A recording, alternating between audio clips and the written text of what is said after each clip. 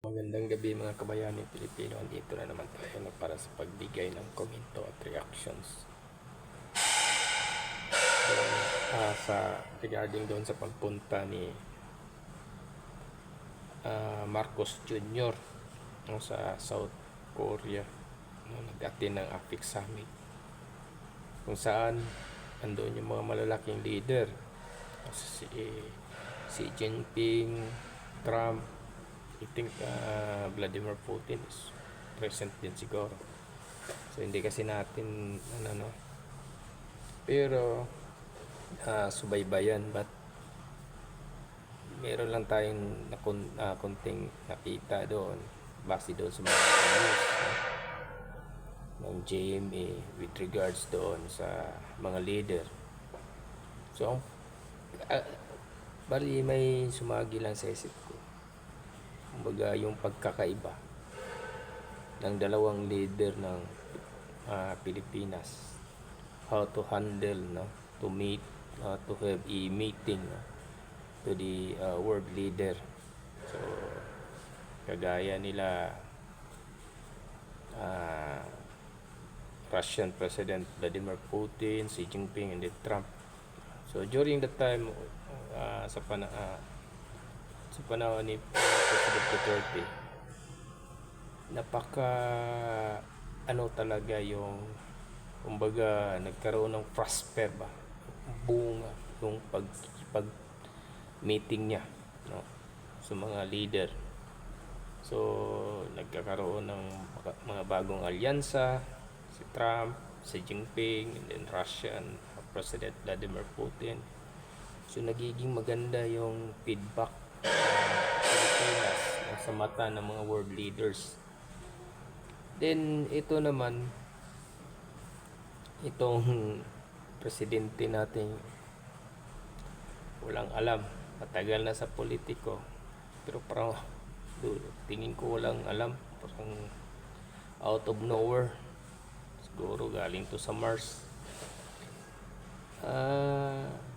How come na di ka makipag-meeting kung hindi mo man, di ba, noon sa ASEAN Summit, kung hindi mo na-meet yung isang leader, tapos may APEC pa naman, APEC Summit, then pwede ka namang mag-sit doon ng meeting. So bakit iniiwasan mo yung mga malalaking leader? Nasa tingin mo, yun yung makadagdag ng investors, sa bansa. Ikaw as a leader, kailangan magiging low profile ka eh. Kailangan mong i-connecta yung sarili mo sa mga malalaking leader, kagaya sa ginawa ni Pangulong Duterte, di ba? Mabango ang bansang Pilipinas during the time na siya pa yung presidente. Bakit? Kasi inaano niya binabandera niya yung Pilipinas eh. Nagkaroon tayo ng mga maraming foreigners na talagang talaga sa turismo ng ating bansa. Malaking tulong yun. Tapos maraming mga investors na nagnenegosyo during that time, nag-open ng mga business. Meron pa nga yung panahon na yung mga OFW umuwi na dito at dito na nagtatrabaho eh. Kasi malaki yung impact, sa ekonomiya pag once ang isang leader nakikipag alyansa or nagkaroon ng dialogo, sa bawat leader ng bansa, ng different countries. Hindi yung kagaya nito, parang high pride pa, na gusto niya pang ipalabasin na siya yung pinaka-importanting tao sa buong mundo. Ikaw ba naman, instead magkakaroon ka ng direction sa iyong foreign policy, ang ginawa mo is you're only focusing to the one, the one country. Kaya nga, ikaw ang naghahabol ngayon. Instead na ikaw yung hahabulin, kagaya ni former President Duterte. Hindi siya nag-shifting siya ng ibang dito sa dalawang bansa na to na malalaki. So, ngayon, ang Amerika, naghahabol. Anong sabi ni Trump? I like your style, Mr. Duterte. Diba? You're so great. You're so good. Oh, I like your style. Naghahabol ngayon si Trump. Kasi ayaw niyang mawala ang Pilipinas eh. Kasi strategic location ng Pilipinas eh.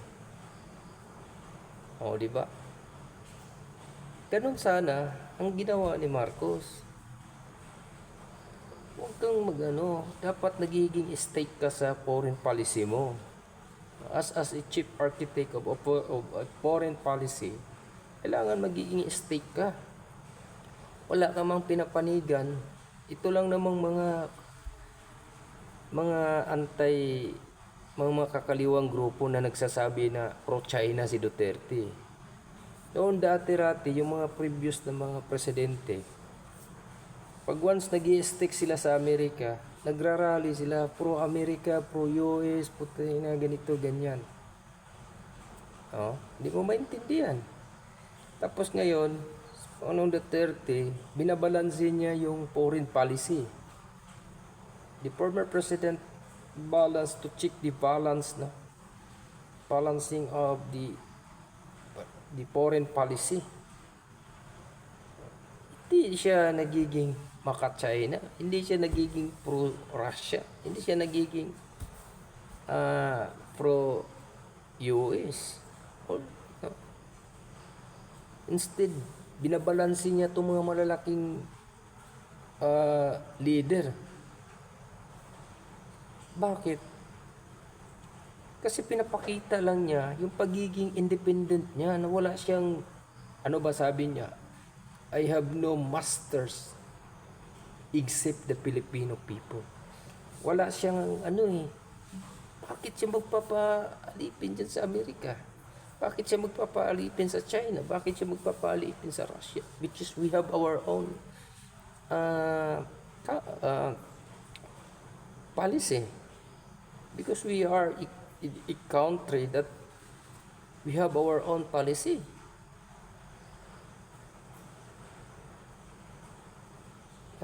Yan yung pinapakita niya na gusto niyang ipakita yung pagiging independent ng isang bansa. Na dapat kailangan respetuhin nyo yung bansa namin. Kasi kung hindi nyo kayang maibigay, wala din ako pakialam sa inyo.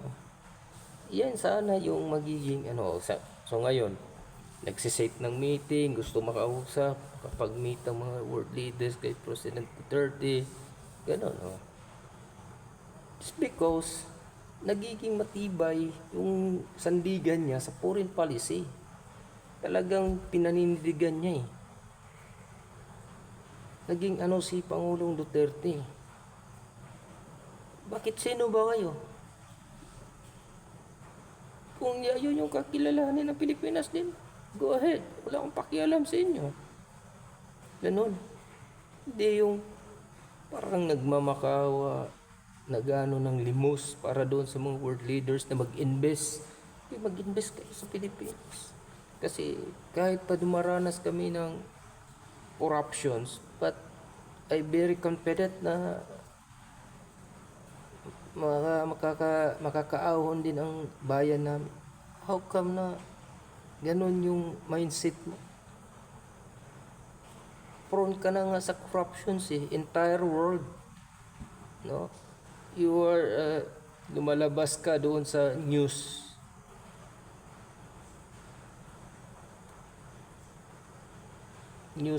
Update na mayroon pa nga isang insidente about yung isang media personnel na si Gretchen Ho ba yun? Which is denied na yung currency natin because of AMLAC price.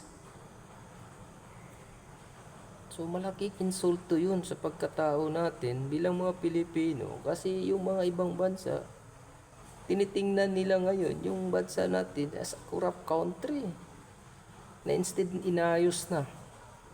Ito lang naman yung mga tao lang naman ang yung mga si Trillanes.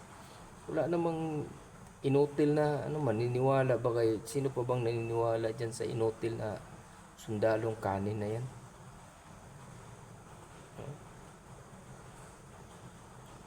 Naisan man yan sa nagbinta sa mga isla dyan sa, kaya nga kinumpronta siya ni Enrile, hindi makasagot, umalis. Anong ginawa? Nag-back out, umalis.